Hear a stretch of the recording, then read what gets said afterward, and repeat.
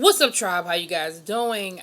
Go ahead and hit that subscribe button. I hope you like this video. This is gonna be, it's not even really a review. It's just gonna be, my little 2 cents on season 1, episode 1 of Surviving R. Kelly. I don't think it's a season 2. I get, what the hell they gonna talk about in season 2. But anyway, it's a 6-part. Y'all gotta excuse my hair. Look a hot damn mess. But anyway, I believe it's a 6-part series, I guess, on Lifetime, and it's just really chronicling the R. Kelly saga, really. And if you are, I would say, in my age group or older, you really remember R. Kelly from the beginning of his career on up.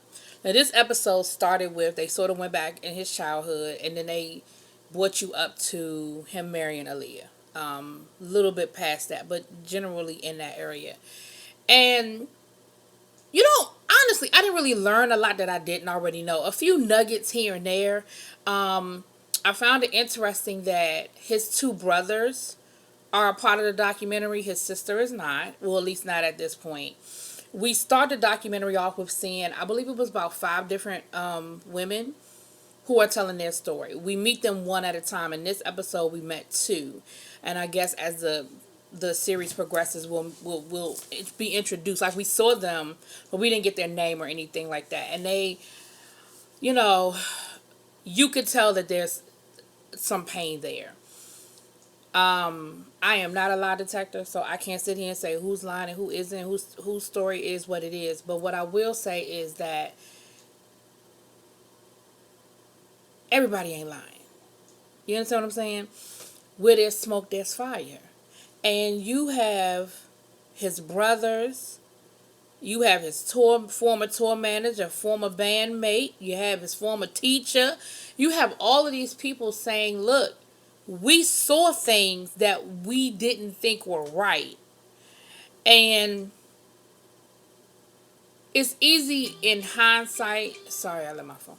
It's easy in hindsight for all of us, myself included, to say somebody should have done something, somebody should have said something, somebody should have said this ain't right. Instead, because a lot of us were young, a lot of us, the culture isn't what it is now. If you even go back and look at movies from the 90s and the 80s, the the sexism and the masochism of the language and things that just were jokes and were accepted.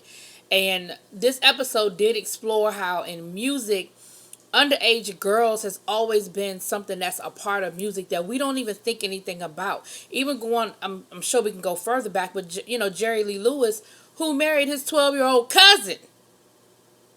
Now, he lost his career behind it, but Elvis Presley, when he married and was dating Priscilla, who he ended up marrying, she was a teenager. I remember, oh my gosh, this was like last year. A friend of mine, Spikefish Radio, shout out to Spikefish. Me and him were talking, and he brought up, I was talking about how much I love New Edition, right? Anybody in my age group, we love New Edition. We grew up on New Edition. And he brought up a New Edition song. If y'all remember N.E. Heartbreak, Ronnie DeVoe's part, each member has a different story they're telling about their heart being broken. Ronnie DeVoe's part, who I love, I'm a Ronnie stan. Ronnie's part was talking about him dating an underage girl, and it was an underage heartbreak or something like that. And he brought it up, and he was like, yeah, Ronnie a pedophile. And I was like, what? But again, we used to sing the song. I knew all the lyrics, and nobody thought anything about him singing a song about him going after this underage girl, right? So I'm not making excuses for R. Kelly at all. I think R. Kelly is a pedophile. I think R. Kelly has a problem. And I think that R. Kelly has, what I'm saying is the reason why he's gotten away with it is because of where the culture was at that time. The great thing about the Me Too movement, the great thing about the Time's Up movement is that things are shifting, and hopefully there will never be another R. Kelly where people will turn a blind eye, people will make excuses, people will not call the police, because they was talking about how he used to hang out at a high school, but nobody called the police. There was even a police officer saying, "Yeah, I remember seeing him at the high school, wondering what is he doing here." You you didn't you ain't arrest him. You didn't shoo him away. You didn't question him. Now, granted, it was the high school that he went to. Because okay. I'm going to make sure I don't, because I could do this all night, but I'm going to make sure I don't go too far off on a tangent. R. Kelly always had a problem reading and writing. By his own admission, he couldn't read or write. He always had that issue of reading and writing. As an educator, I recognize that if he did not have, he should have had an IEP, and he probably should have been getting some special education services if he just from a young age just could not read.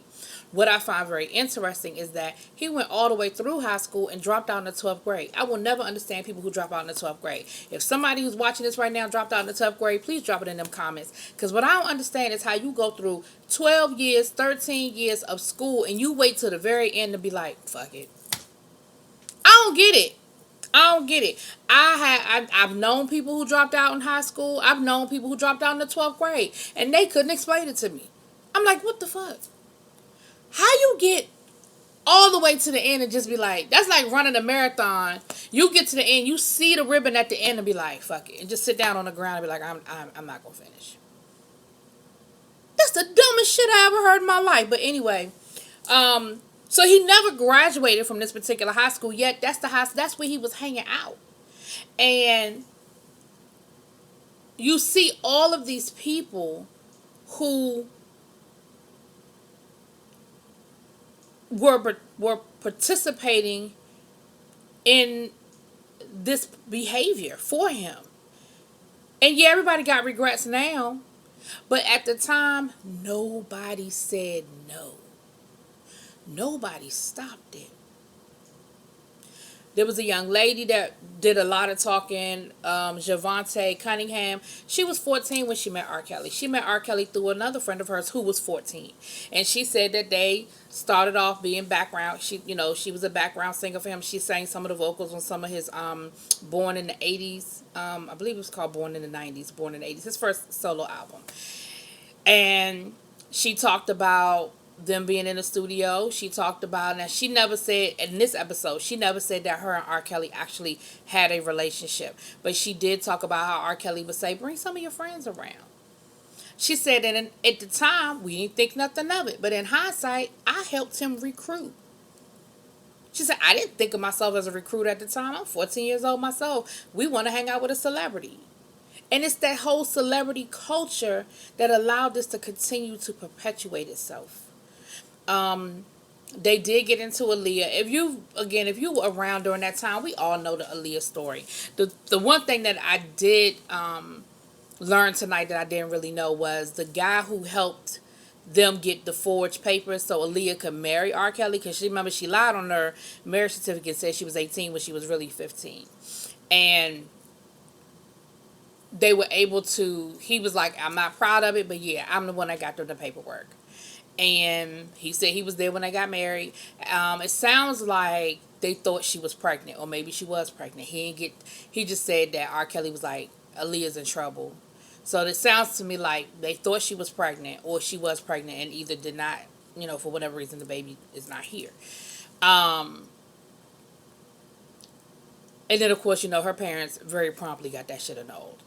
But they talked about how Javante talked about how because they were on tour. She was on tour with R. Kelly, her side of the story. And she talked about being on the tour bus and them playing around and them busting in the tour bus and catching R. Kelly and Aaliyah in bed together. And of course, they were lying to everybody saying that they weren't sleeping together. And they just sort of walked in on them, and it was like, wow, this is real. And she said from that point on, nothing was ever the same at that point.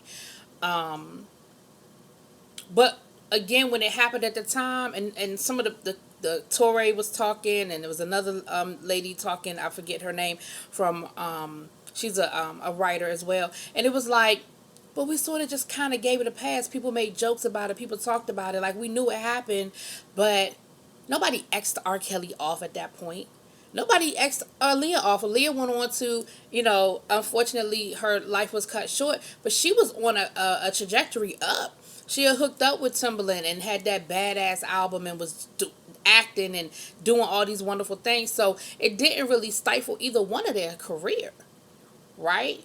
But in hindsight, was that not a point where we should have, as a society, been like, oh, hell no? Um, we do find out that, and again, R. Kelly has admitted this as well, that he was molested. And his younger brother said, if he said he was molested, I believe he was molested because I was molested by a family member. He said that he went to R. Kelly because he was scared to go to his mom, and Kelly told him, nah, that ain't happening. But we all know, again, if you understand about sexual abuse or what have you, if it was happening to him and it was the same family member, of course he's not going to, I shouldn't say of course, but it's not abnormal behavior to deny that it's happening, especially if he was being molested by another man. You're young, you don't understand all these different emotions, like you don't get it, and it's a very painful process. So, and R. Kelly said that he was exposed to all sorts of sexual things at an early age, things that a little boy shouldn't be exposed to, things he didn't understand, things that didn't make sense to him. So, again, not making excuses, but if you understanding where some of this deviant behavior comes from, you add that with instant stardom, you add that with being that whole hero worship mentality. And so it was very interesting to just sort of see who was talking, who was telling these stories, who was sharing what they knew. And again, it was people all the way from his security to his family members to people who were in the, like his high school co choir director, who is a very famous choir director in Chicago. She toured Shaka Khan and Jennifer Hudson. She has a great repertoire. She said even then that in high school that they had to dial him back because his lyrics were too racy, and she was like, hey, this isn't appropriate for high school. She said, and to be honest, it really ain't appropriate at all, so things were there. So that's part one. And like I said, I didn't really learn a lot, but I think everybody in his life had a piece of the puzzle, but because nobody had put that puzzle together, people didn't see the big picture of what it was and how bad the situation really was. Everybody knew he liked young girls. Everybody knew he did things, had young girls around him. Everybody knew, but nobody was getting together saying, hey, this is criminal and he has a problem and we need to get him some help. And even after the Aaliyah thing, we all gave him a pass. From the fans, myself, on down to the law. Everybody gave him a pass on it. Even Aaliyah's parents were like, we're going to annul it. And they said that he paid her $100 to not press legal. And I'm sure that was just a legality to be like, there was a settlement. Because $100 ain't shit. But I'm sure that was just for legal purposes to say, that there was some sort of settlement there. And, so her family never pursued any legal action. And, R. Kelly nor her family have ever really spoken on it. And I respect that. I can respect that. So anyway, that's the first episode. And it looks like there's a second episode that came on right behind it. So I'm going to try to watch it. I may or may not come back tonight. But I did want to just drop my little 2 cents. But it'll be interesting to see what, if anything, comes after all of these episodes air. Anyway, y'all let me know what y'all think. Drop it in them comments. Peace.